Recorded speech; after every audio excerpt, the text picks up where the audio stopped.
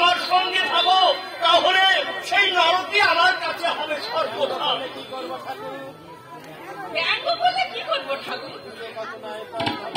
তুমি যে নয় কত ন্যায় প্রাণ ধর্ম বৈষ্ণব ব্রাহ্মণ আমি জানি, আর আমি তো তোমার কত অযোগ্যা সেটি আমি বুঝি না।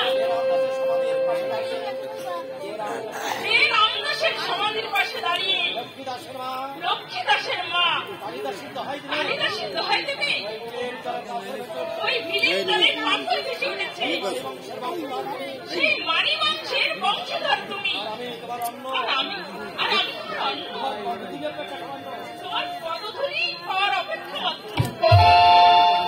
বলে তুমি সামান্য আমার এই সংসার কাশি দামে তুমি শিবের অন্নপূর্ণা, আর আমি তোমার অযোগ্য স্বামী। যাও অন্য, রাত্র প্রায় শেষার্ধ, এখন আমি আর কোনো হার করবো না।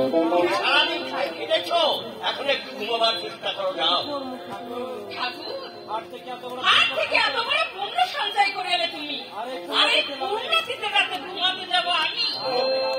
না স্বামী না, তা হয় না। তুমি বন্ধু কৃষ্ণদাসকে দেখো, আমি কাত্যায়নীকে সঙ্গে করে নিয়ে চিরাতলি করতে যাচ্ছি।